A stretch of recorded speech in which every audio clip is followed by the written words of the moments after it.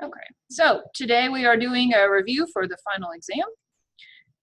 Before we get into that, I just want to make sure everybody's aware of the final exam outline. This is posted on the course webpage. It's got its own folder that says final exam, and the reference page is there too. So if you want to see the reference page, you've seen the reference page before, but if you want to see it again, download it. This is the outline of everything that's on the final. The reason why I start with this is because the review is just some of the things that I think you might want to refresh your memory on, but it's not intended to be a comprehensive review of everything that you're responsible for. Okay, so if you want to know what's on the test, this is what you need to consult, the outline. So physical and chemical properties, physical and chemical changes, how to differentiate between them and how to identify them. Atomic theory, so we're talking about the different models of the atom like Bohr, Dalton, Rutherford, Thomson.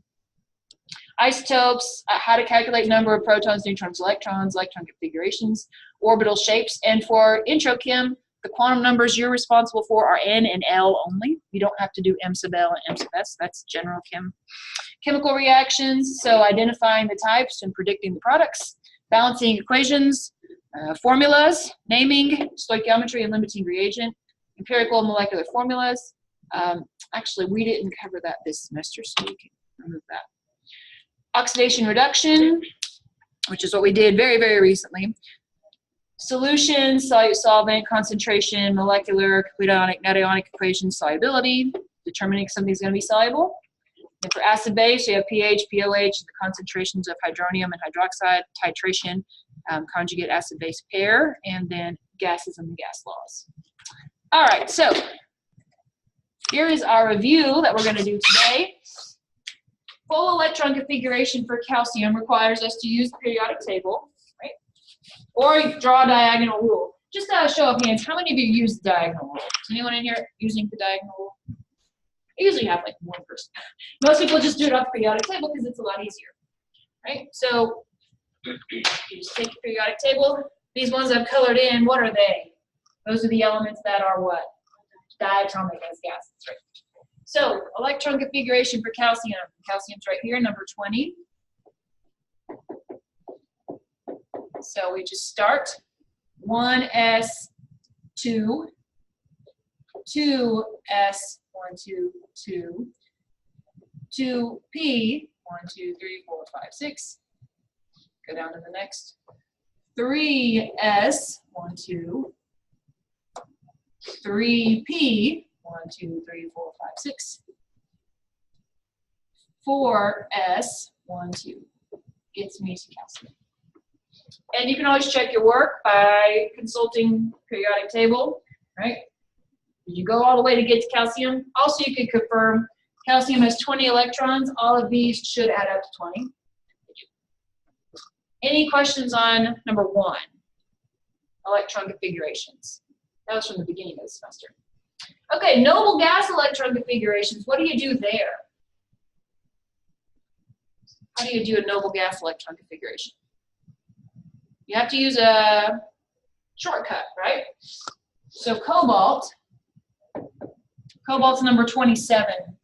So to figure out the element that is your shortcut, you go up a row and to the end. So argon gets you the 18, and then all you're responsible for are the leftovers. Right? So it'd be argon plus 4s2. Now don't forget, when you go into the D block, the value of N goes down by 1. So 4s2, 3d, and then cobalt. 1, 2, 3, 4, 5, 6, 7. Do we see how to do that? Do we remember how to do this? Yes. Okay, tellurium. Number 52.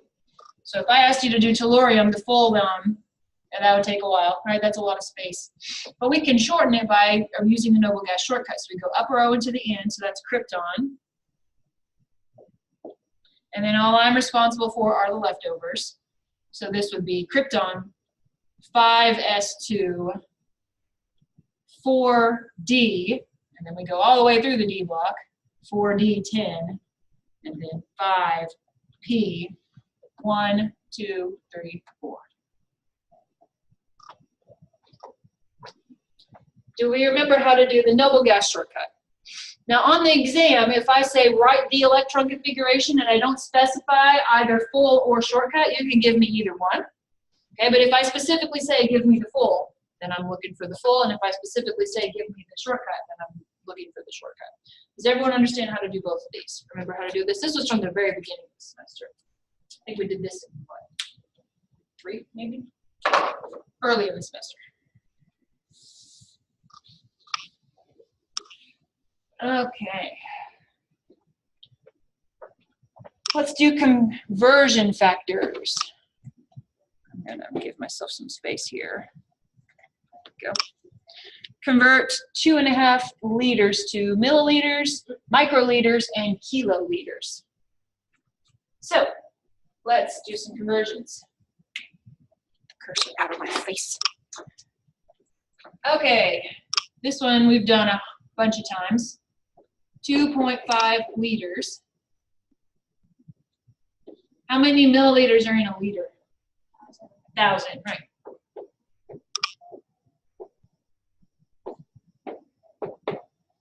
So what's my answer?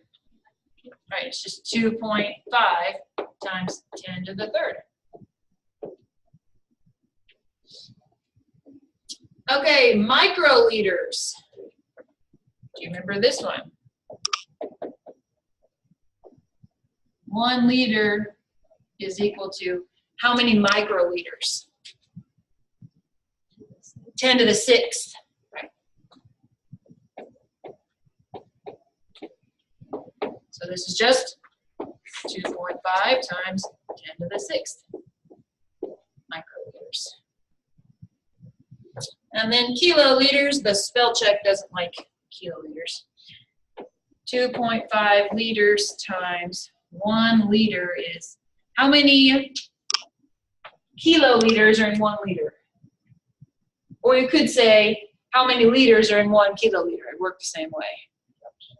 There are 1,000 liters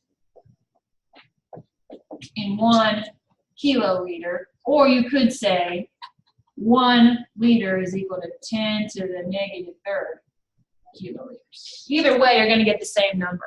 Either you're dividing by 1,000 or you're multiplying by 10 to the negative third. You're going to get the same number either way. So whichever conversion factor makes you happy, whether you want to use a decimal or you want to use a big number, either way, you're going to get the same answer. So there are 10 to the negative third kiloliters in 1 liter. So you're just moving the decimal 3 to the left. Either way you do it, because you're either multiplying by 10 to the negative third or you're dividing by 1,000. Either way, your decimal's moving 3 that way. So just 1, 2, 3. Fill in with your zeros. Right, so it's just 2.5 times 10 to the negative third kiloliters. Do we remember our conversions? That was very, very, very beginning of the semester. Any questions on number 3, on the unit conversions? All right.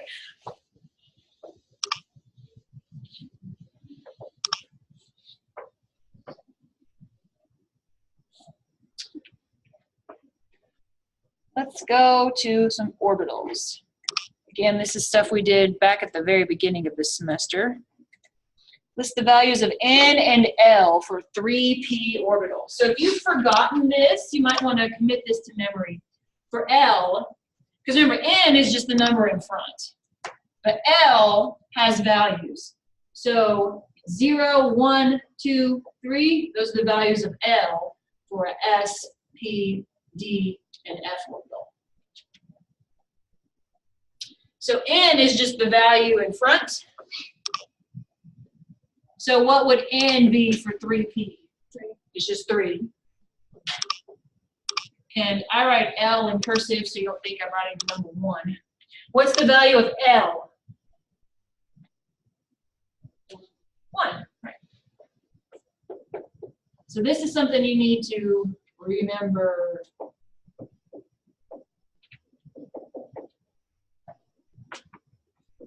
Just commit that to memory. Okay, for a 1s orbital, N equals 1. L equals, look at our little cheat sheet, 0. L can be 0. Can N be 0? No. Why can N not be 0? N is referring to the radius. If I said draw a circle with a radius of 0, what would you draw? You wouldn't draw anything, right? If I said, okay, I'm going to draw a line that is 0 inches long. Okay, there you did it. I did it, right? If the radius is 0, if the length is 0, then there's nothing there. So N cannot be 0. L can be 0 because that's the value that corresponds to an S. But N can never be 0. Okay, just keep that in mind. All right, 4D, N equals 4, L equals what? 2. Any questions on how we do those kinds of problems?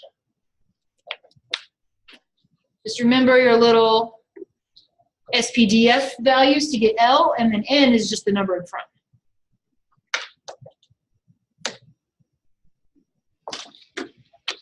Do we need to spend any more time on this, or are we good? All right.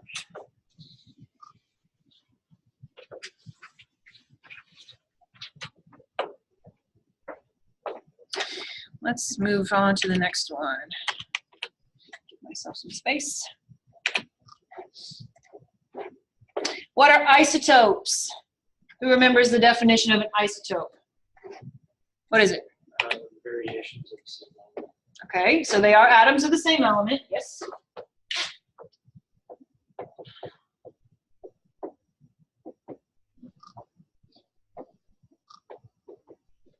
And what is different about them?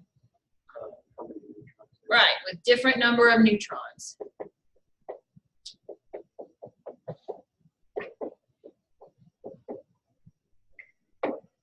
Different numbers of neutrons. Remember, which one of them identifies the element? Protons, neutrons, or electrons? You can identify an element by the number of protons, right? Number of protons, that's the element's ID. So can you change number of protons and still have the same element? No. If you take sodium, which has 11 protons, and you add another proton, it's no longer sodium anymore, right? It's magnesium, number 12. If you take sodium and you add more neutrons to it, is it still sodium? Yes. Okay, so you can't change the number of protons. That's the identity. But number of neutrons, isotope. And what's it called, just for fun, what's it called if you change the number of electrons? You change the number of electrons. For instance, you lose electrons or you gain electrons. That makes you an. Starts with an I as well. Cat or an. Ion, right? Right, so if you change the number of neutrons, that turns you into an isotope. You change the number of electrons, that turns you into an ion. You change the number of protons, that changes you into a whole different element. So do we understand the difference between changing the subatomic particles? Right, changing number of protons is like changing your social security number. That's identity fraud, right? You change your social security number, you get in big trouble. But changing number of neutrons, that's like gaining weight. You're still the same person, right? Your social security number doesn't change if you gain or lose weight.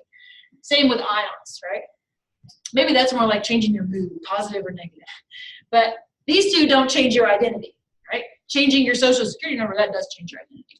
So how do you know if two atoms are isotopes? What would be the same? How would you know? They would have the same number of what? Protons. Different number of neutrons. Also, you could tell, if I give you a nuclear symbol and ask you, is this an isotope? If the mass number that I give you differs from the mass number on the periodic table, then it must be an isotope. So I believe there was a question like this on one of the earlier, on exam 1. It's like X, Y, and Z. You know, let's just make something up. Let's go. So it's one mass is at 24.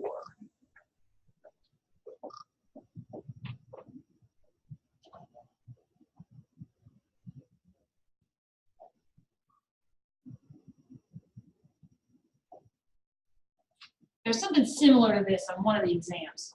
And I said, okay, which ones are isotopes? How do you know? They have the same bottom number or top number? Right, this is the number of protons. So these two are isotopes. Right, they have the same number of protons, different numbers of neutrons. And then I probably have a distractor on there like this, where I have maybe something like that. Right? If they have the same number, if they have the same mass number, is there any relationship between atoms with the same mass number? No. But I'm pretty certain I had a distractor on there where I had two options of the same bottom number, two options with the same top number. I'm almost certain that this problem is on exam 1. Right? If the top number is the same, that's the mass number.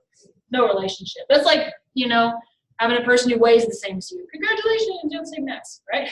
If someone has the same social security number as you, that's a problem, right? Because theoretically that shouldn't happen. But if we're talking about isotopes, they should have the same ID number, just different masses. Do we understand how to identify isotopes, understand what an isotope is? Feeling good about that? Okay.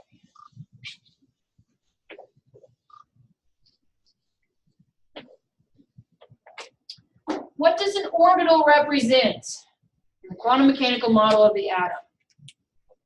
It's a very specific definition. Orbital is what? It's those goofy little shapes. What do those goofy little shapes represent?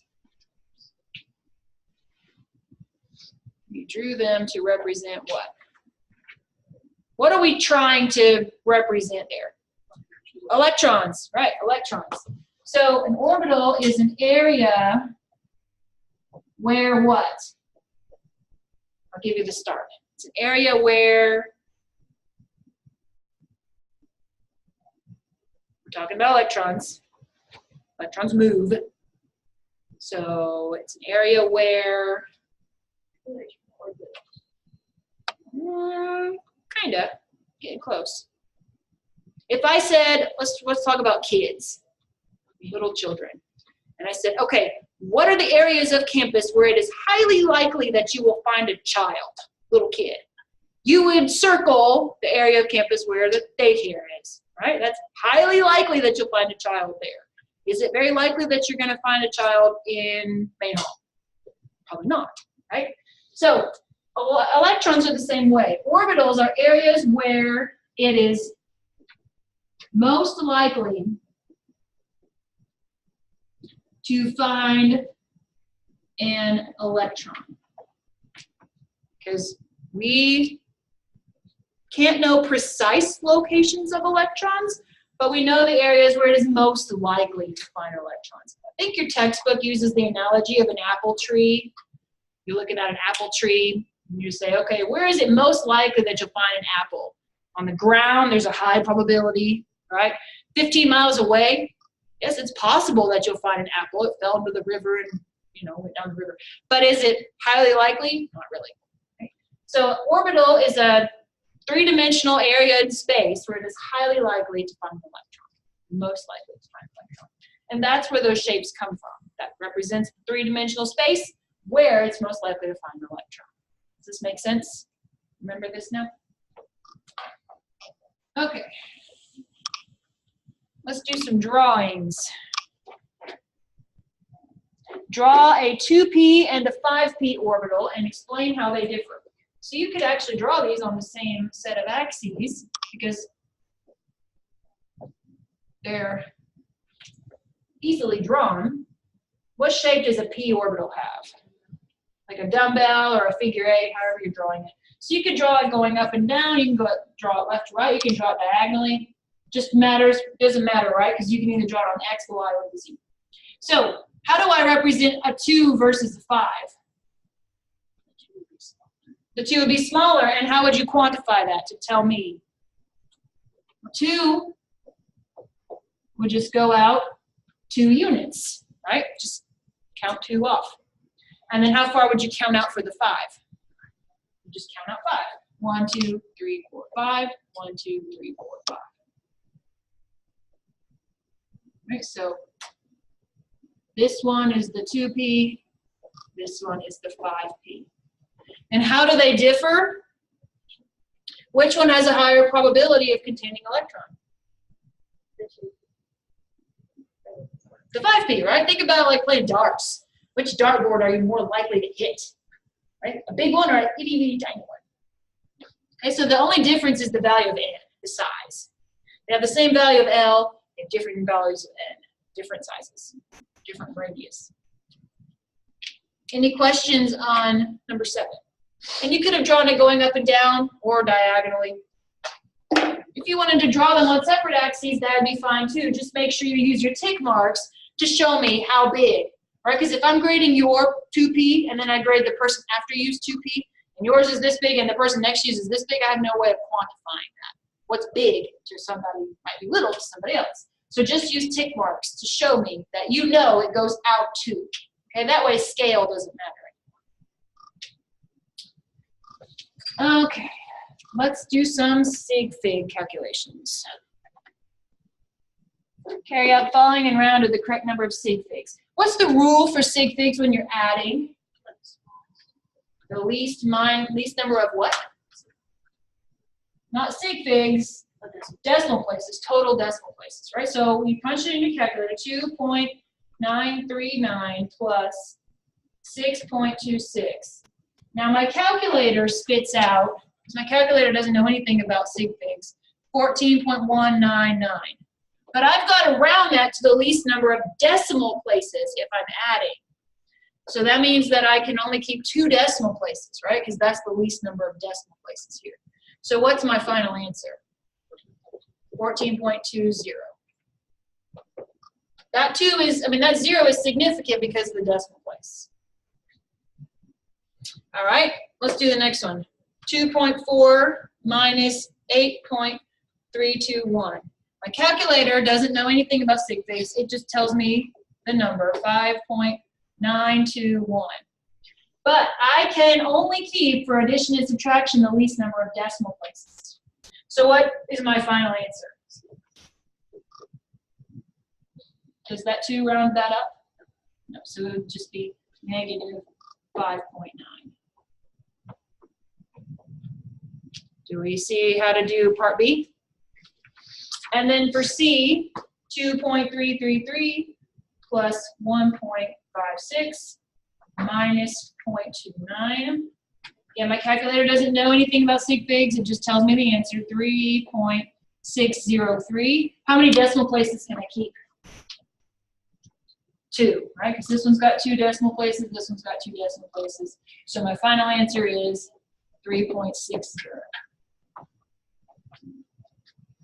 Questions on these?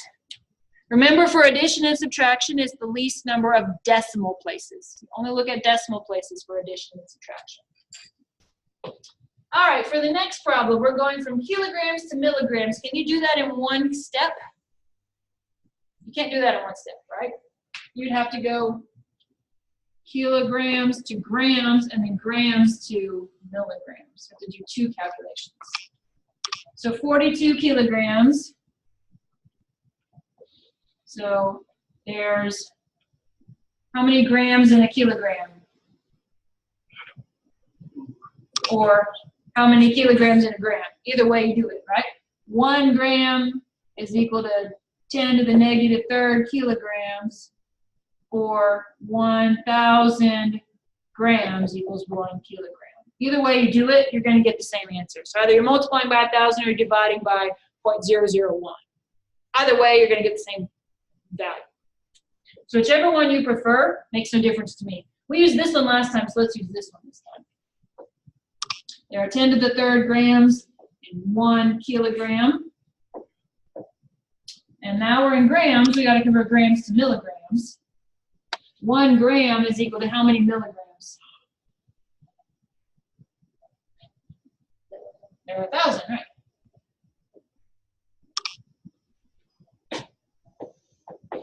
So 42 times 1,000 times 1,000. So when you multiply, you just add the exponents, right? So 4.2 times 10 to the 7th milligrams. Because it would be 42 times 10 to the 6th, but then when you move the decimal, put it in the right place and make it 4.2 times 10 to the 7th. Do we agree on 9? Any questions on 9? Or on why you've got to break it up into 2 steps? You have to go from kilo to base and the base to your new prefix. Is everybody good if I erase 8 and 9? Yes.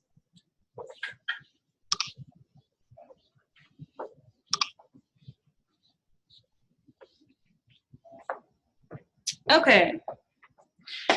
For 10, for the following values of N and L, state the orbital that forms. N equals 0 and L equals 1. What kind of orbital forms there? None. Right. Does not exist. Why not? N cannot be 0, right? So that's a trick question, right? N can't be 0. Draw a line 0 centimeters long. Okay, there it is. Right? N equals 4 and L equals 3. Let's look at our cheat sheet. 0, 1, 2, 3, S, P, D, F. So what orbital would that be? 4, F. Any questions on 10?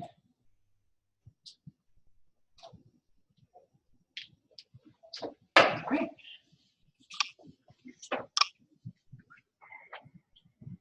Explain the chemistry of flame tests. So this was an experiment that you did where you took the little sample and you stuck it in the flame, and then the flame turned blue or green or purple or whatever color it was. How does that work? When you add energy, adding energy excites electrons into higher orbitals. When the electron falls back, what happens? So you add energy and the electron gets promoted up into a higher orbital, higher energy, but it's not going to stay there forever. Just like if I go drink 15 energy drinks, I might be running around like a crazy person for a while. That's obviously not going to stick. You can't maintain that forever. What happens? You go back to ground state. And when the electron falls back down, energy gets released as what? Right. Energy is released as light. And that's what you see. That's the color you see. Each light has a unique wavelength, right? And so that's the unique characteristic of that particular element. Questions on 11. That was an experiment from the very beginning of the semester too. I think it was the second one. All right, GE is number 31. We want the full electron configuration. So GE, 31 electrons. So here we go. 1s2, 2s2, 2p6, 3s2, 3p6, 4s2. Don't forget in the D block you go down by 1, 3d10, and then 4p12. Since I asked for the full electron configuration, you got to give me the whole thing. If I asked for the Nobel gas shortcut, you could have just said argon and then given me the leftovers. 4s2, 3d10, 4p2. If I said the shortcut, right? Because argon takes care of everything up to here, and then you just have the leftovers. Are we good on 12? That's the third electron configuration done on this. All right, let's do some arithmetic. So This time we're dealing with multiplication and division. Now remember, when you're doing sig figs involving multiplying and dividing, what do you go based off of? The total number of sig figs, right? Now if you're doing a multi-step problem, always carry out extra digits first and then round at the end. Why? Why do you not want to round multiple times? Because then your answer gets too. Right, your answer could be too high or too low. You're rounding too much, right? You're lopping off too much. So please excuse my dear Aunt Sally, right? We're going to do the parentheses first, and then we're going to do the dividing. Let's carry out an extra decimal place or two. So this has 3 sig figs, this has 4 sig figs. So let's just carry out an extra couple decimal places and then we'll round at the end. How many total sig figs are we going to keep in this problem? 3, 4, 4. Final answer should have how many sig figs? 3. Right. So let's do our 27.3 times 15.63. That gives me, I just leave it in my calculator, right? I don't even write it. So 426.699, and then just hit divided by 1.85. Now you can round at the very end. Your calculator tells you 230.648, blah, blah, blah. We can only keep 3 sig figs, so how does that round? That 6 here does what? 231. Now there are no units in any of these. Obviously, if there were units, you'd have to include your units as well. Okay, what do we do first here? We do our multiplication first, right? So 18.02 times 2.611. Now here I can't just leave it in my calculator. So that's 47.050222. Right, that's just what my calculator says. Obviously, I'm not going to keep all those decimal places in my final answer because this would be more accurate than all 3 of those put together, right? How many sig figs is my final answer going to have? 2, right. Why is it 2? 130 is 2. The 130 does not have a decimal, right?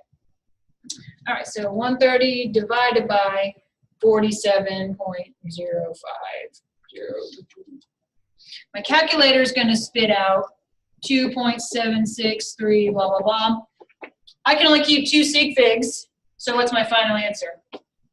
2.8. Questions on B? And then in C, we have to do our parentheses first. 12.24 times 6.2. So that's 75.888.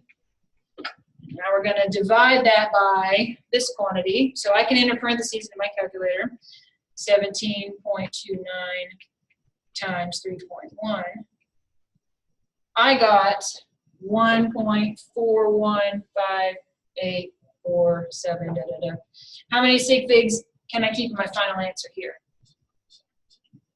2, right? Because that's got 2 sig figs, that's got 2 sig figs. So my final answer would be what? 1.4. Questions on 13. Sig fig rules. We've been dealing with sig figs for a long time, so hopefully we've mastered that by now. What's the point of significant figures? It isn't just to mess with you. What's the point of sig figs? I mean, some students think the point of sig figs is to make your life difficult. What's the point of significant figures? It's to tell others what? Your accuracy you are, right. Because remember, you're only as good as your worst measurement. This measurement was not very accurate. Only got 2 sig figs. Very accurate, right? You're only as good as your worst measurement. So these 2 were pretty lousy, pretty great. This one's pretty lousy, right? So the point of sig figs is to tell others how accurate you were in your experiment. All right, let's look at 14. Draw the way the atoms appear in a solid and a liquid and a gas. Explain how the 3 states of matter differ. Okay, so in the solid phase, I would have accepted 2 different drawings. You could have drawn them all like this. You need to have a regular repeating arrangement. Are they moving or are they perfectly still? Well, if you're at absolute zero, they're perfectly still, right? But right now, the particles in this bench top, are they moving? Yes, what are they doing? Just vibrations, right? So just draw a few waves coming off of a couple of them to show that they're vibrating. You could have drawn your solid like this, regular repeating arrangement, or you could have drawn your solid like a crystal. Most people are more familiar with the cubic crystal, but there are lots of crystals. This is just the most common one, right? You could have drawn that, that's fine too. But again, pick a few and show that there are vibrations. I don't really care which one you go with. They both work. All right, in the liquid phase, what did the particles look like? Are they near each other or far away? Are they in close proximity or far away? They're in close proximity, right? So they are near each other. But are they like miles and miles apart like in the gas phase? No. And then in terms of their motion, how do you represent their motion? Arrows. Are they big arrows or little arrows? Little arrows in random directions, right?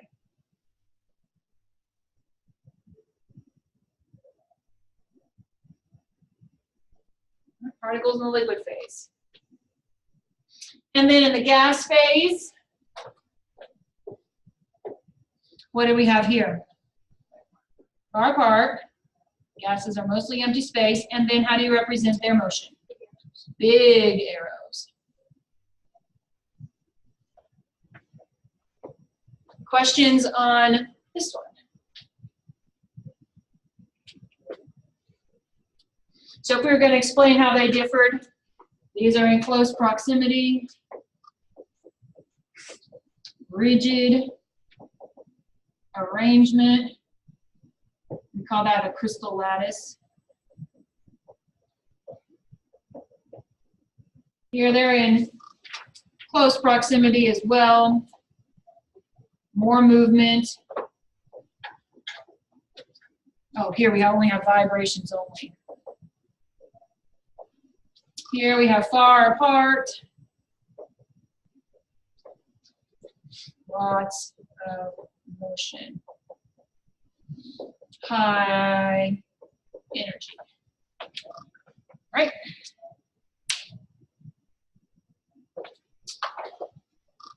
All right, let's move on to our subatomic particles chart.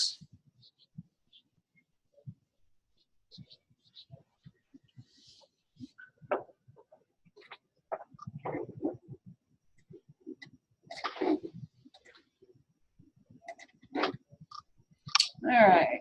Give myself some room here.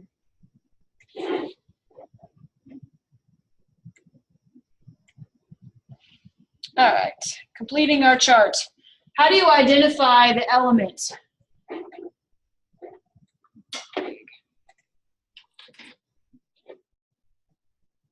How do you identify the element? Oops. Number of protons, and so how do you do that? Right, it's the bottom number. So if you didn't know your symbols, you could, you're kind of in trouble because your periodic table doesn't say the names on it, right?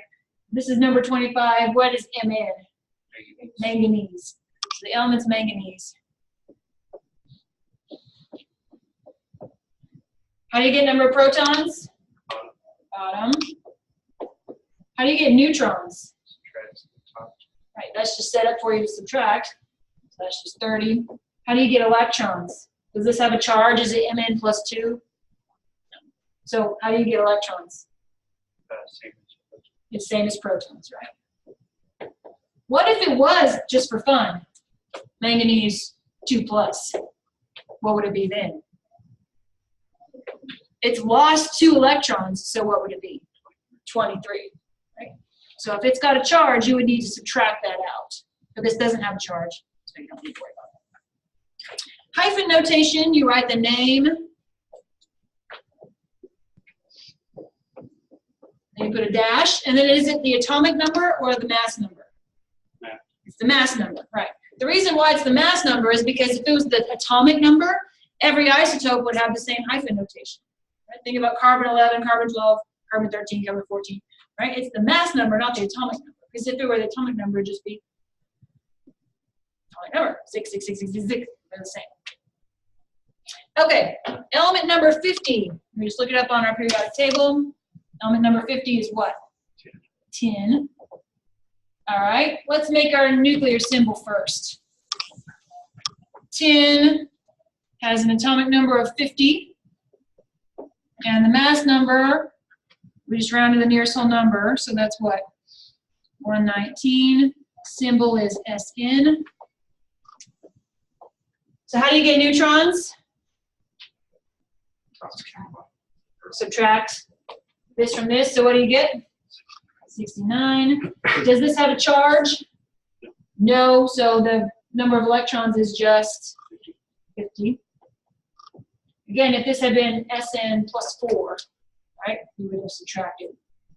And so this would be 10, and then what? 119. Feel pretty good about doing this from the beginning of the semester?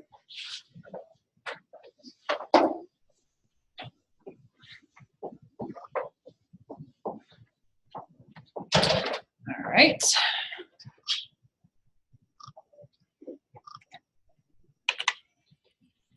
The mass of a cube is 11.2 grams, and one side of the cube has a length of 2 centimeters.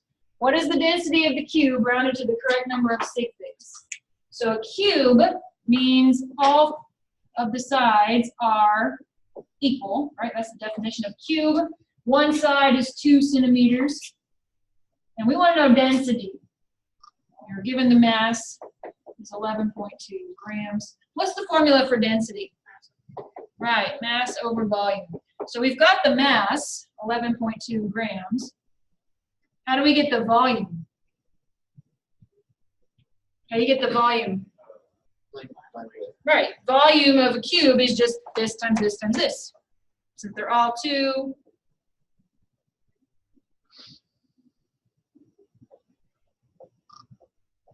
you're just going to cube it, right? 2 times 2 is 4, times 2 is 8. So volume equals 8 centimeters cubed. Centimeters cubed is the same thing as what? In terms of units? Milliliters, right? So if you wanted to write that as 8 milliliters, that's the same thing. Right? All you nursing folks talk about cc's, right? Centimeter cubed is the same thing as a milliliter. So 8 centimeters cubed, 8 milliliters, whichever you prefer. So now we just divide. How many Sig Figs can we keep? Just 1, right? Divided by 8. So my calculator says 1.4, but I can only keep 1 Sig Fig because that value's only got 1 Sig Fig. So it'd be 1. And then what are my units? Gram per centimeter cubed. You could have also written that as 1 gram per milliliter. Either way is what. How do we feel on density? Good. All right. I should probably change this. So it's copyright. Sports drink. And cereal with marshmallows and wheat. Okay, oops, and gelatin dessert. So those are all copyrighted. I don't want to break any copyright laws. So these are all mixtures. Let's classify them as either heterogeneous or homogeneous. What's the difference between heterogeneous mixtures versus homogeneous mixtures? It's different, and it's also, they're both different. This is even distribution or uneven distribution? Uneven.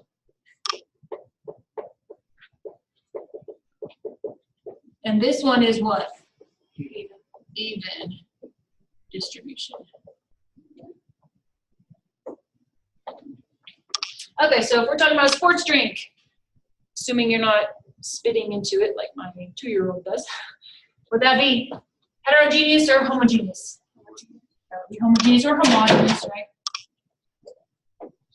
Cereal with marshmallows and wheat. That would be heterogeneous because each bite is not the same. My kids eat cereal with marshmallows and wheat. They pick out all the marshmallows. Then it's wheat. Then it's probably pretty close to being homogeneous, right? But assuming that you haven't done that. Tap water. This one's tough. It's heterogeneous, right? Air. That one's heterogeneous as well. Brass, which is an alloy made of copper and zinc.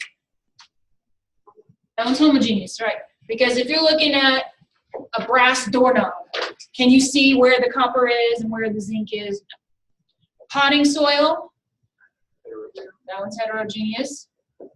Gelatin dessert, that one's homogeneous. And salad, heterogeneous. Any questions on identifying heterogeneous versus homogeneous or homogeneous?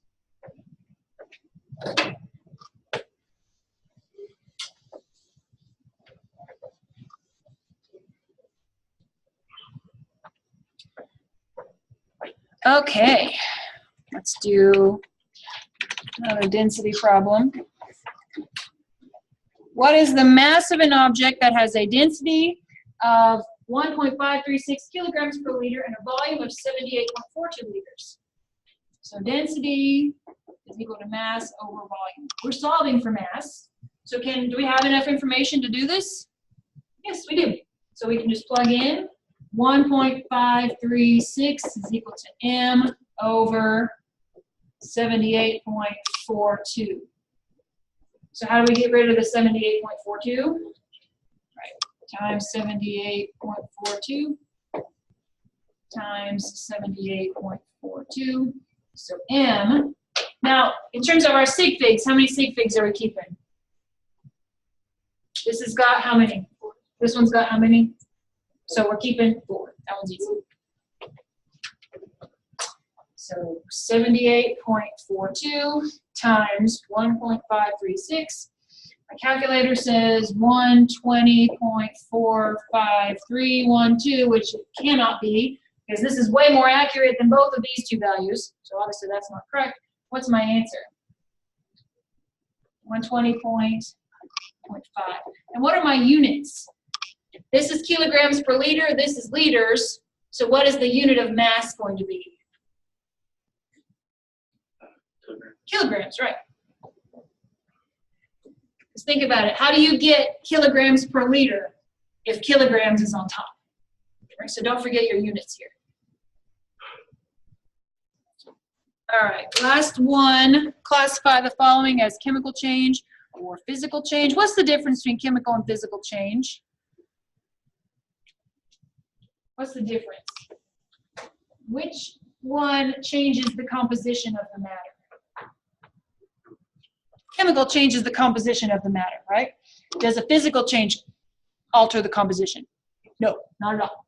So evaporation, if you spill acetone and it evaporates, does that change the composition of the acetone? No. So what kind of change is that? That will be physical. Burning natural gas, that will be chemical. Melting anything, a metal, ice, you name it. That's physical. And neutralizing acid, that will be chemical. How do we feel on this review? Is there anything in addition to this that you want to talk about?